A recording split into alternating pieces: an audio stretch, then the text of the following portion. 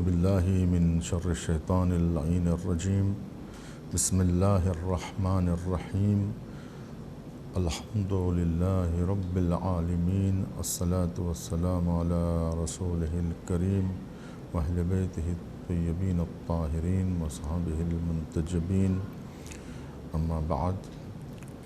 قال اللہ سبحانہ وتعالی بسم اللہ الرحمن الرحیم شهر رمضان الذي أنزل فيه القرآن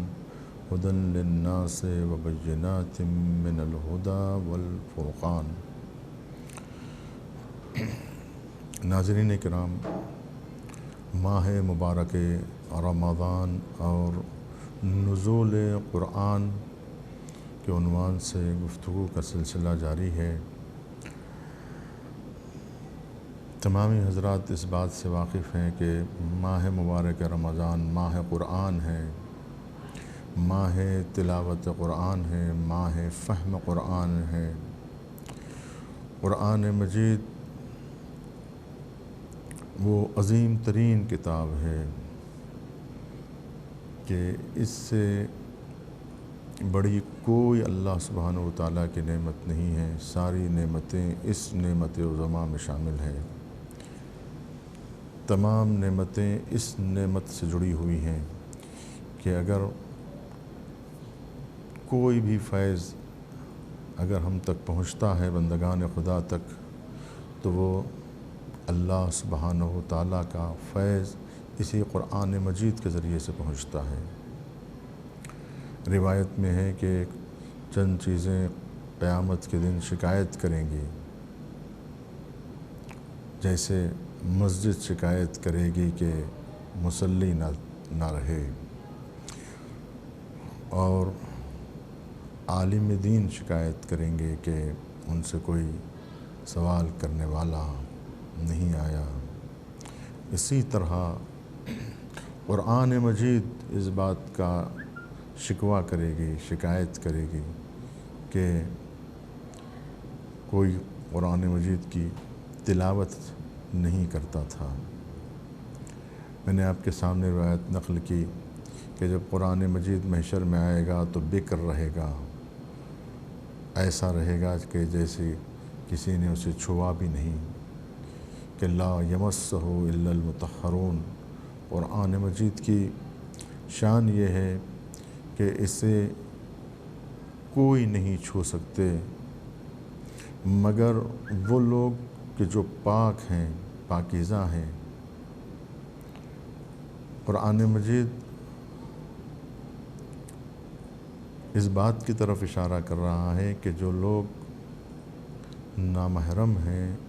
ان کے لیے قرآن محرم نہیں بنے گا،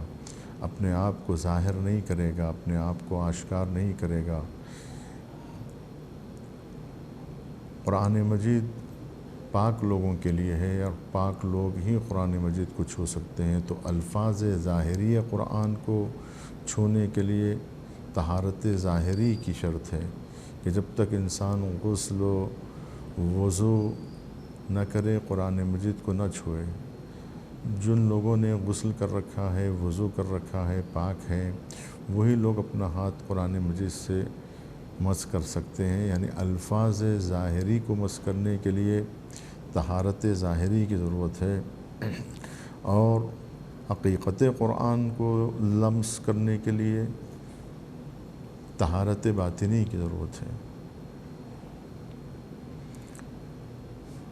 لاکھ ہم قرآن پڑھیں لیکن اگر ہمارا ذہن پاک نہ ہو، ہمارا خیال پاک نہ ہو،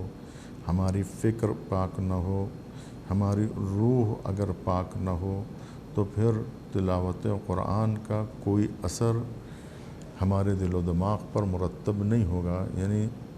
نہ فکر اس تک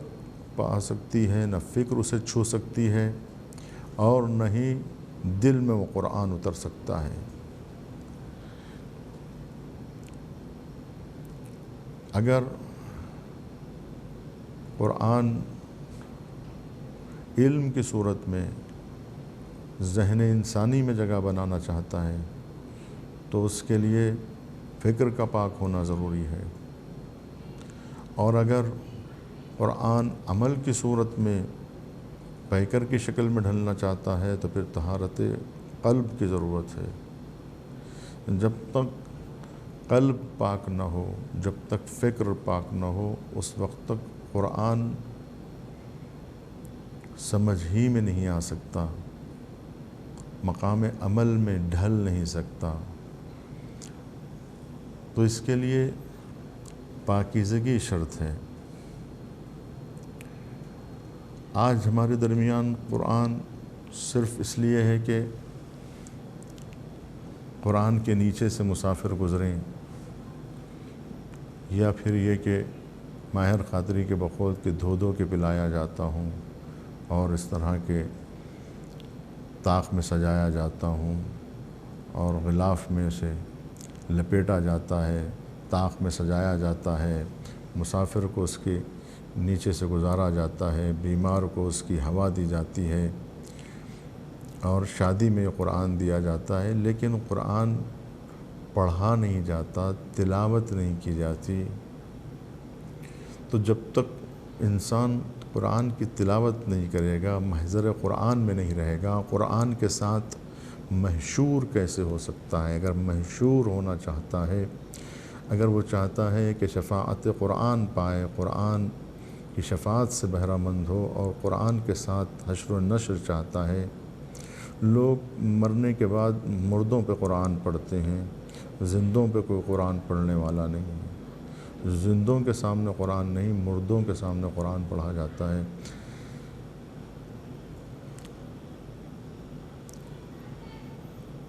اگر مردوں کے سامنے قرآن پڑھا جائے گا اور وہ اہل قرآن نہیں ہے تو اور اس کے عذاب میں اضافہ ہوگا، فرشتے اور اس کو ماریں گے، گویا زخموں پر نمک چھڑکنے والی بات ہوگی۔ جیسے نعوذ باللہ کوئی بغیر نماز پڑھے مر جائے اور اس پر یہ آیت کی تلاوت کی جائے کہ یا ایھا الذین آمنوا اقیموا الصلاۃ وآتوا الزکوٰۃ، جس نے کبھی زکوٰۃ نہ نکالی ہو،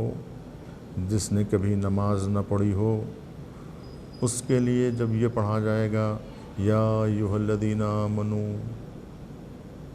اقیموا الصلاۃ وآتوا الزکوٰۃ، تو اس سے اسے اور تکلیف ہوگی اور اس کی ناراحتی میں اضافہ ہوگا۔ تو مردے پر قرآن پڑھنے سے زخموں پر نمک چھڑکنے کے برابر ہے۔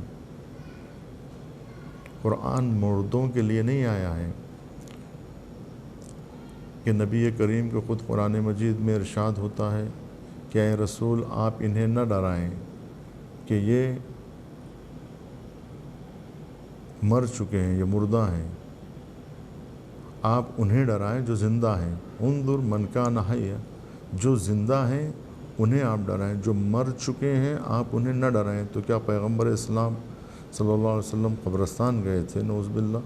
کہ وہاں پر جا کر جو ہے ان مردوں کو قرآن سنانا چاہ رہے تھے،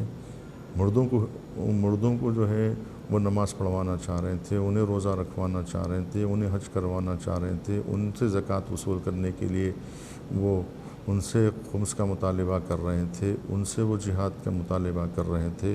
قبرستان میں جا کر وہ مردوں سے کہہ رہے تھے کہ جہاد کے لیے نکلیے، یا وہاں جا کے وہ امر بالمعروف کرتے تھے کہ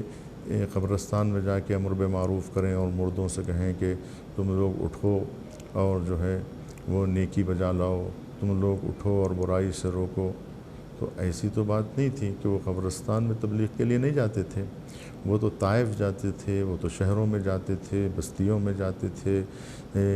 آبادیوں میں جاتے تھے، وہ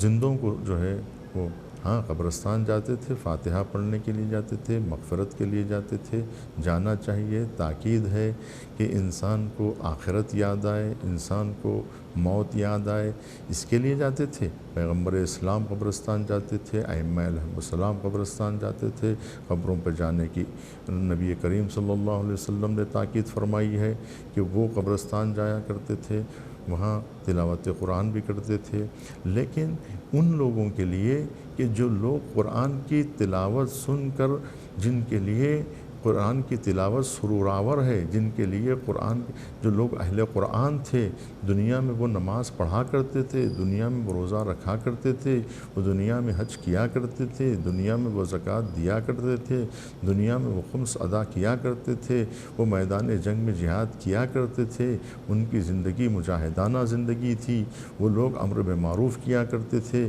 ہاں، ان کی قبروں پہ اگر یہ قرآن پڑھا جائے تو آپ کے لیے بھی باعث برکت و ثواب ہے، اور آپ کے لیے بھی اس میں منفعت ہے، آپ کے لیے بھی وہ فائدہ بخش ہے، کیونکہ آپ تو زندہ ہیں، اور مردوں کے لیے بھی سرور آور ہے کہ ان کے لیے فرحت کا سبب ہے، ان کے لیے اور رحمت الہی کی بخشش کا سبب ہے کہ رحمت الہی ان پر ٹوٹ کے برسے گی کہ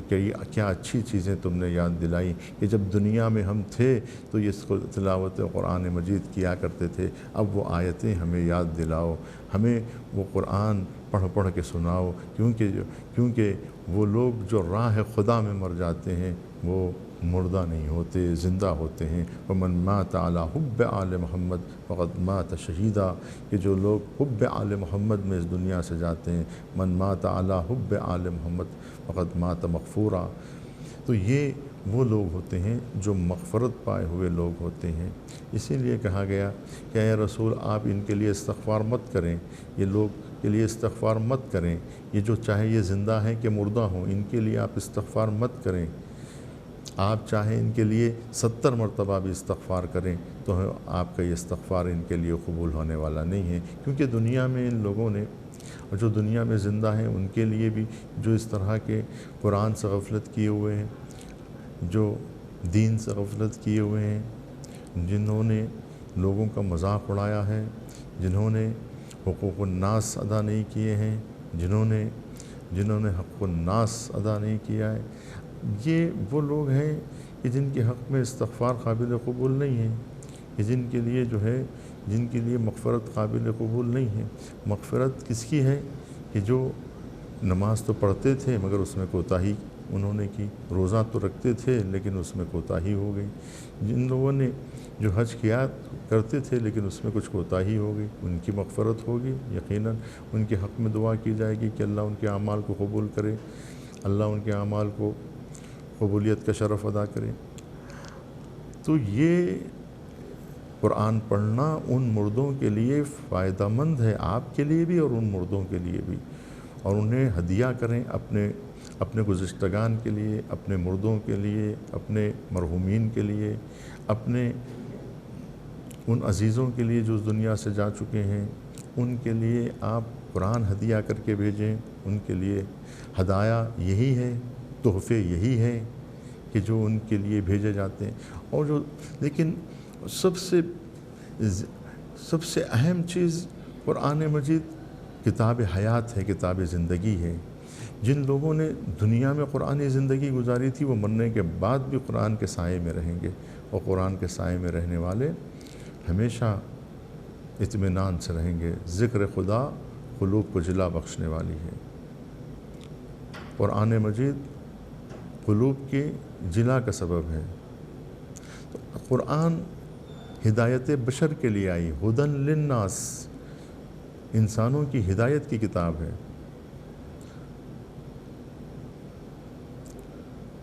انسانوں کی ہدایت کے لیے قرآن اپنے ان عظمتوں والی مقام سے اتری ہے، قرآن کو اتارا گیا ہے تاکہ لعلکم تعقلون، تاکہ تم سمجھ سکو۔ قرآن کو عربی زبان میں کیوں نازل کیا گیا؟ انا انزلناہ قرآنا عربیا لعلکم تعقلون، ہم نے قرآن کو عربی میں نازل کیا ہے، اس نے قرآن کو عربی زبان میں نازل کیا ہے تاکہ تم سمجھ سکو۔ تو عربی زبان میں نازل کرنے کا مقصد سمجھ کے لیے ہے۔ تو جب ہم سمجھنے کی کوشش کریں گے تو ہمارے لیے اللہ سبحانہ و تعالیٰ نے کتنا آسان کر کے قرآن مجید کو پیش کیا ہے، اس کی آیتیں کتنی واضح ہیں، یہ قرآن مبین ہے، یعنی واضح ترین کلام ہے۔ آپ کو آپ کو یہ تحقیق بھی نہیں کرنا ہے کہ قرآن اس طرح سے روایات کے لیے تحقیق کرنی ہے کہ یہ جو انتساب ہے، جو نسبت ہے، جس امام سے، جس نبی سے نسبت دی جا رہی ہے، آیا وہ نسبت اس روایت کی صحیح بھی ہے یا نہیں ہے۔ اسناد کی تحلیل اور جو ہے راویوں کے بارے میں علم الرجال کا پڑھنا ضروری ہے، علم درایت، علم روایت، یہ سب چیزوں کا پڑھنا ضروری ہے۔ لیکن قرآن کے سلسلے میں کہ یہ قرآن اللہ سبحانہ و تعالیٰ سے منسوب ہے کیا نہیں، کیا اس میں کوئی شک ہے؟ کوئی شک نہیں ہے۔ ذالک الکتاب لا ریب فیہ، اس میں کوئی شک و شبہ کی گنجائش نہیں ہے۔ یہ کلام اللہ سبحانہ و تعالیٰ کی جانب سے نازل کیا گیا ہے، تو اس کا انتساب، اس کی نسبت جو اللہ سبحانہ و تعالیٰ کی جانب سے ہے وہ واقعی نسبت ہے، وہ حقیقی نسبت ہے، اور اس نسبت پر کسی کو کوئی شک نہیں ہے، اس میں کوئی تردد کی گنجائش نہیں ہے کہ ما ھذا کلام البشر، یہ بشر کا کلام نہیں ہو سکتا ہے، یہ صرف اور صرف اللہ سبحانہ و تعالیٰ کا کلام ہے۔ تو پھر اس مشکل سے مسلمان بچ جاتا ہے کہ اس کے لیے کوئی غور و فکر کرے، یا اس کے انتساب پر یا نسخوں کے بارے میں کہ یہ قرآن واقعی اللہ کا کلام ہے یا نہیں، یا یہ کتاب وہی کتاب ہے جو حضرت محمد صلی اللہ علیہ وسلم لے کر آئے ہیں، تو اس میں بھی کسی کو کوئی شک نہیں ہے کہ یہ اللہ کا کلام ہے، اور یہ وہی کلام ہے جس کو ہمارے نبی احمد مجتبیٰ محمد مصطفیٰ صلی اللہ علیہ وآلہ وسلم لے کر آئے، اور یہ آپ کے قلب مطہر پہ نازل ہوا، اور اس میں بھی کسی کو کوئی شک و شبہ کی گنجائش نہیں ہے کہ یہ قرآن وحی الہی ہے، اور اس کے الفاظ وحی الہی ہے، اور یہ وہ کلام ہے جو کسی بشر کے فکر کا نتیجہ نہیں ہے، بلکہ یہ اللہ سبحانہ و تعالیٰ کا بھیجا ہوا پیغام ہے۔ قرآن مجید کی آشنائی کے لیے، قرآن مجید کو سمجھنے کے لیے، قرآن مجید کی شناخت کے لیے ضروری ہے کہ ہم قرآن مجید کی زبان سے آشنا ہو، جیسا کہ میں نے کل بھی آپ کے سامنے اشارہ کیا تھا، اور مسلسل ہم اس بات کی طرف توجہ دلانے کی کوشش کر رہے ہیں کہ یہ پیغام مسلسل دیا جا رہا ہے ان دروس کی صورت میں کہ ہمیں قرآن مجید کو سمجھنے کی ضرورت ہے۔ قرآن فہم کے لیے آیا ہے، سمجھنے کے لیے آیا ہے۔ اگر آپ کوئی کتاب پڑھتے ہیں اور اس کتاب کی زبان کو نہیں جانتے ہیں، تو کیا آپ اس کتاب سے کما حق ہو فائدہ اٹھا سکتے ہیں، یا اس کتاب کو آپ سمجھ سکتے ہیں؟ اگر آپ کو تھوڑا بہت بھی سمجھنا ہے تو اس کی زبان سے آشنائی بہت ضروری ہے۔ اگر یہ کتاب پیغمبر اسلام پر نازل ہوئی ہے عربی زبان میں، تو اس زبان سے، زبان قرآن آسان ترین، سہل ترین زبان ہے۔ اس کے لیے ہمیں شان نزول کا بھی جاننا بہت ضروری ہے، زبان کا جاننا اور شان نزول کا جاننا کہ یہ کن حالات میں، کیونکہ یہ 23 سالہ زندگی میں پیغمبر اسلام کی نازل ہوئی ہے، مختلف ادوار میں، مختلف موقعوں پر، مختلف حالات میں، تو کس حالت میں یہ آیت نازل ہوئی تاکہ اس آیت کا سمجھنا اس شان نزول کے ذریعے سے آسان ہو سکے، تاکہ یہ سمجھ سکے کہ یہ کن حالات میں، کس موقع پر نازل ہوئی تھی۔ اور قرآن کو سمجھنے کے لیے پیغمبر اکرم صلی اللہ علیہ وآلہ وسلم کے ارشادات اور پیغمبر اسلام کے احادیث کا سمجھنا اس لیے ضروری ہے کہ انہی کے کلام کی روشنی میں، کیونکہ وہ معلم قرآن ہیں، کیونکہ وہ سب سے پہلے مدرس قرآن ہیں،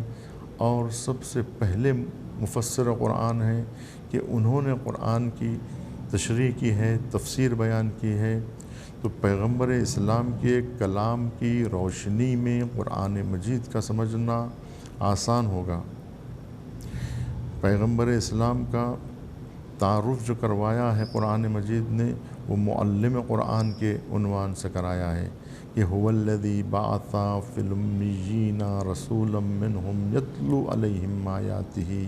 ویزکیہم ویعلمہم الکتاب والحکمہ ویعلمہم الکتاب، کہ وہ کتاب کی تعلیم دینے کے لیے بھیجے گئے ہیں، یا یہ کہ پیغمبر اسلام سے کہا جا رہا ہے کہ وَأَنزَلْنَا إِلَيْكَ الذِّكْرَ لِتُبَيِّنَ لِلنَّاسِ مَا نُزِّلَ إِلَيْهِمْ، کہ ہم نے آپ پر اس ذکر کو، اس قرآن کو نازل کیا ہے تاکہ آپ لوگوں کو بیان کریں، اس آیتوں کو لوگوں کے سامنے پیش کریں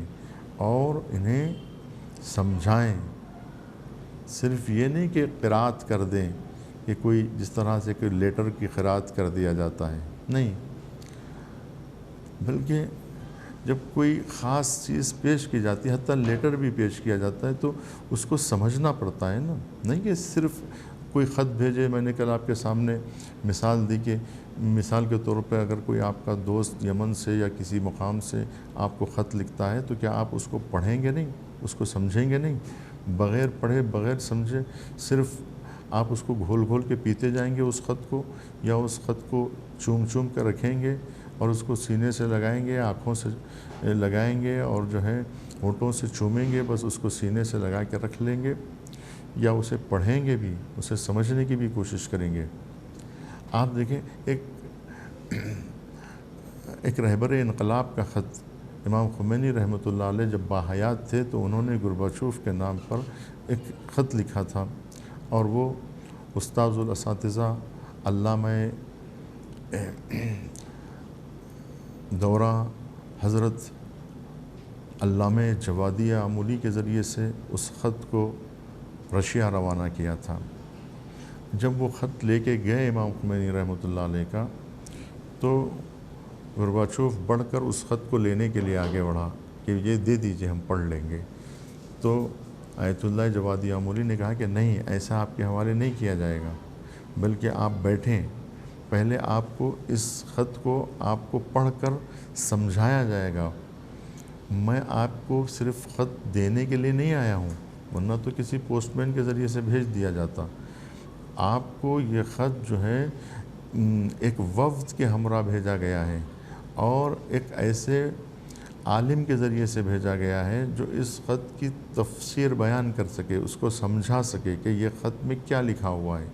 تاکہ آپ سمجھیں کہ یہ خط میں کیا لکھا ہوا ہے، کیونکہ وہ فلسفیانہ اور جو ہے ایک عالمانہ خط تھا، اس کو سمجھنا آسان نہیں تھا اس خط کو۔ تو چنانچہ آیت اللہ جوادی آمولی نے بٹھا کر گورباچوف کو امام خمینی کا وہ خط پڑھ کر سنایا ہی نہیں بلکہ سمجھایا، ایک ایک پیراگراف پڑھ پڑھ کر بتایا کہ اس میں کیا لکھا ہوا ہے۔ تو ایک دوست کا خط کسی دوست کو پہنچتا ہے، کسی ایک فرد کا خط کسی فرد کو پہنچتا ہے، تو اسے سمجھانے کی ضرورت پڑتی ہے۔ تو قرآن مجید اللہ سبحانہ و تعالیٰ کا کلام بندوں کے نام آیا ہے، تو کیا اسے سمجھایا جائے گا کہ نہیں سمجھایا جائے گا؟ اس کو سمجھنے کی ضرورت ہے یا نہیں ہے؟ اگر وہ سمجھنے کی ضرورت ہے تو پھر اس کا مطلب یہ ہے کہ کوئی ہو جو اس خط کو سمجھائے، کوئی مفسر قرآن ہو جو اس خط کی تفسیر بیان کرے، اس نام الہی کی تفسیر بیان کرے۔ تو اللہ سبحانہ و تعالیٰ نے اپنے پیغمبر کے ذریعے سے اس خط کو روانہ کیا ہے بندوں کے نام، یہ کتاب کو بھیجا ہے حضرت مصطفیٰ صلی اللہ علیہ وسلم کے ذریعے سے۔ وہی مبین قرآن ہے، وہی مفسر قرآن ہے، وہ بیان کریں گے کہ آیات الہیہ میں اللہ سبحانہ و تعالیٰ ان آیات کے ذریعے سے کیا چاہتا ہے۔ قرآن میں ہے کہ اللہ سبحانہ و تعالیٰ کہتا ہے نماز پڑھو، تو نماز کیسے پڑھی جائے یہ حضرت مصطفیٰ اسے بیان کریں گے، نماز پڑھ کر بتائیں گے۔ صلو کما رأیتمونی اصلی، تم ایسے نماز پڑھو جیسے مجھے نماز پڑھتے دیکھو۔ حج کا طریقہ خود حضرت محمد مصطفیٰ صلی اللہ علیہ وآلہ وسلم نے بتایا کہ حج ایسے کیا جاتا ہے، یعنی آیات الہیہ کی تشریح، توضیح، وضاحت اور اسے پیش کیا، واضح کر کے عمل کر کے بتایا کہ یہ آیتیں یہ مفہوم رکھتی ہیں۔ اسے سمجھانے کے لیے حضرت نبی کریم صلی اللہ علیہ وسلم نے خود عمل کر کے ان آیتوں کو سمجھایا ہے، عملی شکل میں سمجھایا ہے کہ ان آیتوں پر عمل ایسے کیا جاتا ہے۔ تو یہی وجہ ہے کہ سیرت حضرت محمد مصطفیٰ صلی اللہ علیہ وآلہ وسلم کا جاننا اور اس 23 سالہ زندگی میں اس شان نزول قرآن کے بارے میں جاننا نہایت ضروری ہے۔ جیسا کہ کل بھی عرض کیا گیا تھا کہ قرآن مجید میں محکمات بھی ہیں اور متشابہات بھی ہے۔ متشابہات وہ آیتیں ہیں کہ جس میں شبہ پیدا ہوتا ہے کہ اس کا کیا معنی نکل سکتا ہے۔ مثال کے طور پر قرآن مجید میں ہے کہ قرآن مجید میں اللہ سبحانہ و تعالیٰ ارشاد فرماتا ہے کہ وہ دن وہ ہوگا کہ جس دن جو ہے لوگ اللہ سبحانہ و تعالیٰ کو دیکھیں گے۔ وجوہ یومئذ ناظرہ الی ربہا ناظرہ، جس دن خرم چہرے اپنے رب کا مشاہدہ کریں گے۔ تو رب کا مشاہدہ کیسے کیا جائے گا؟ کیسے ممکن ہے کہ لوگ اپنی آنکھوں سے اپنے پروردگار کو دیکھیں گے؟ لیکن اللہ سبحانہ و تعالیٰ کہہ رہا ہے وجوہ یومئذ ناظرہ الی ربہا ناظرہ، اپنے رب کی طرف دیکھیں گے۔ تو یہ جو شبہ پیدا ہوا ہے، قرآن مجید نے اس کو دوسری آیت میں اس شبہ کو برطرف کیا ہے کہ لا تدرکہ الابصار وہو یدرک الابصار، کہ آنکھیں اس کا ادراک نہیں کر سکتی، آنکھیں اسے نہیں دیکھ سکتی، بلکہ وہو یدرک الابصار، لیکن وہ دیکھنے والوں کو دیکھ سکتا ہے۔ وہ دیکھنے والوں کو اللہ سبحانہ و تعالیٰ دیکھ سکتا ہے، لیکن کوئی آنکھیں اسے نہیں دیکھ سکیں گے۔ لا تدرک الابصار، تو معلوم ہوا کہ اس آیت کا جواب اس آیت میں دیا گیا۔ تو قرآن کی بعض آیات خود بعض آیات کی جو ہے وہ تفسیر بیان کرتی ہے کہ متشابہات کو محکمات کی طرف پلٹایا جائے۔ تو متشابہ آیتیں محکمات کی طرف پلٹائی جاتی ہیں کہ جس کے ذریعے سے متشابہ واضح ہو جاتی ہیں، کہ جو شبہ پیدا ہوا تھا وہ شبہ دور ہو جاتا ہے۔ کہ آپ ایک آیت سے یہ شبہ پیدا ہوا کہ اللہ سبحانہ و تعالیٰ کو ہم اپنی آنکھوں سے دیکھیں گے، تو بتایا کہ مادی آنکھوں سے وہ نہیں دیکھا جا سکتا ہے۔ لا تدرکہ الابصار، یہ دوسری آیت میں اللہ سبحانہ و تعالیٰ نے بیان کر کے واضح کر دیا کہ آنکھ کے ذریعے سے اسے نہیں دیکھا جا سکتا ہے، دیکھتا تو ہے لیکن آنکھ کے ذریعے سے نہیں۔ تو اللہ سبحانہ و تعالیٰ نے اس طرح سے شبہات کو برطرف کر دیا ہے۔ بعض آیتیں خود بعض آیات کی تفسیر بیان کرتی ہیں۔ اس کے لیے قلب و نگاہ کا پاک ہونا بہت ضروری ہے۔ جو بات ہم نے ابتدا میں کی کہ وہی لوگ قرآن مجید کو سمجھ سکتے ہیں کہ جن کے دل پاک ہیں، کہ لا یمسہ الا المطہرون، یہ قرآن مجید کو نہیں چھو سکتے مگر وہ لوگ کہ جو پاک ہیں، یعنی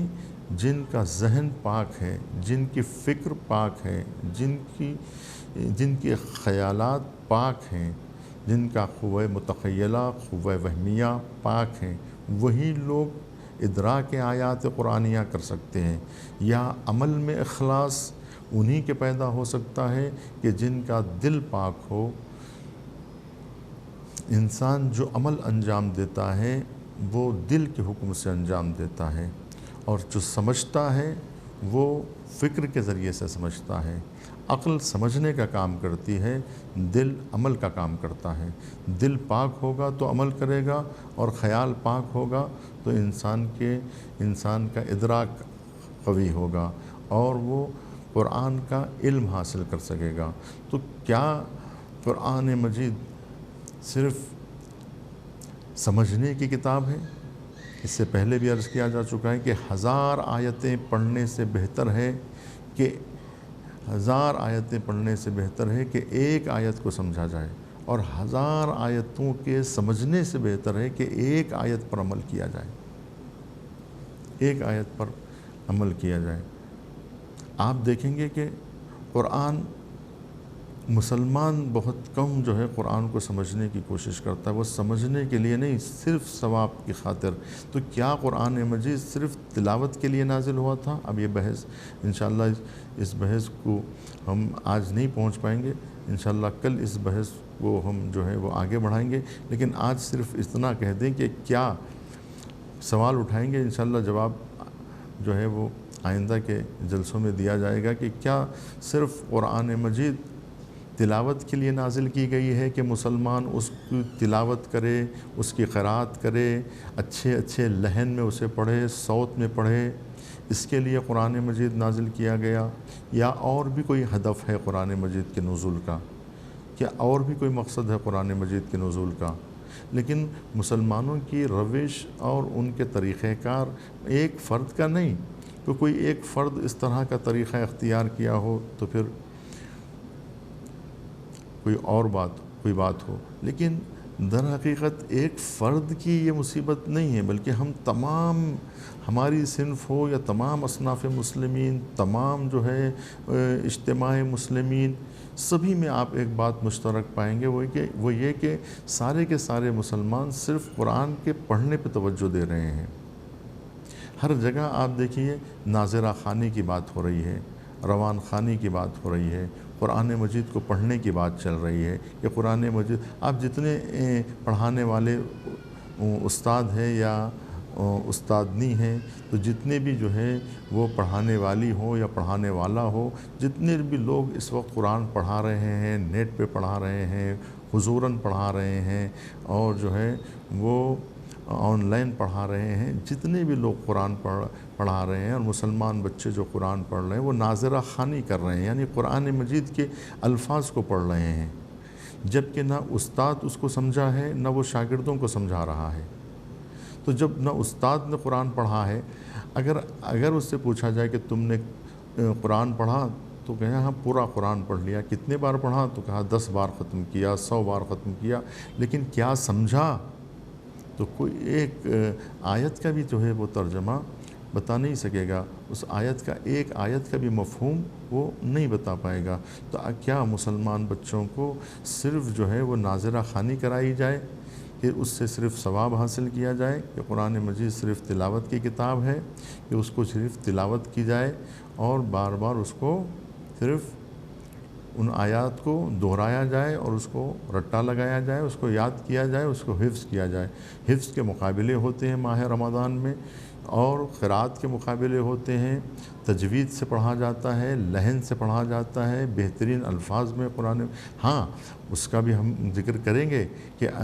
قرآن مجید کو لحن سے پڑھنے اور تجوید سے پڑھنے کا کس قدر ثواب ہے اور کس قدر اس کا اثر بھی ہوتا ہے۔ یہ خود ایک زبان ہے کہ انسان کے دل و دماغ کو قرآن مجید کی آیتیں متاثر کرتی ہیں، ہم اس کا بھی تذکرہ کریں گے کہ کس طرح سے جو ہے نا وہ لحن قرآن اور صوت قرآن اور جو ہے وہ قرآن مجید کو رقت کے ساتھ پڑھنے سے انسانی قلوب کس طرح سے متاثر ہوتے ہیں، اس پہ الگ گفتگو کریں گے۔ لیکن یہاں یہ عرض کرنا ہے کہ ہم پوری توجہ جو ہے وہ ظاہر قرآن کے الفاظ قرآن کی ادائیگی میں ہم پورا وقت جو ہے وہ صرف کر رہے ہیں، یہ اس طرح سے جو ہے اسی زبان کو ہم سمجھ رہے ہیں۔ لیکن جو دوسرا جو شعبہ ہے کہ جہاں قرآن کو عمل کے لیے اگر پڑھا جائے تو پھر تو وہاں کچھ نہ کچھ سمجھنا تو ضروری ہے۔ بغیر سمجھے ہوئے قرآن مجید پر عمل کیسے کیا جاتا ہے؟ قرآن خود فرما رہا ہے کہ لا تقف ما لیس لک بہ علم، اس چیز کی پیروی مت کرو جس کا تمہیں علم نہیں ہے۔ تو علم ضروری ہے عمل کرنے کے لیے۔ جب قرآن کا علم مسلمان حاصل نہیں کرے گا تو پھر اس پر عمل کیسے کرے گا؟ آپ دیکھیے کہ جو غیر مسلمان ہیں وہ لوگ قرآن مجید کو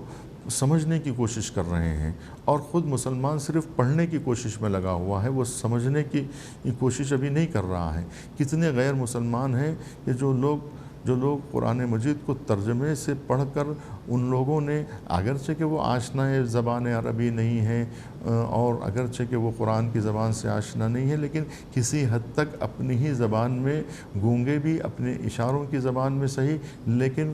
قرآن کو وہ لوگ سمجھنے کی کوشش کر رہے ہیں۔ اسی لیے امیر المومنین علی علیہ السلام نے نہج البلاغہ میں ارشاد فرمایا، اللہ اللہ فی القرآن، کہ دیکھو قرآن کے بارے میں ڈرتے رہنا کہ کہیں ایسا نہ ہو کہ لا یسبقکم بالعمل بہ غیرکم، کہ اس پر عمل کرنے میں کہیں غیر تم پر سبقت نہ لے جائے، یعنی غیر اہل قرآن پر عمل کرنے میں کہیں تم پر سبقت نہ لے جائے۔ انشاءاللہ اس کی تشریح آنے والے جلسے میں کی جائے گی۔ والسلام علیکم ورحمۃ اللہ وبرکاتہ، وآخر دعوانا ان الحمد للہ رب العالمین۔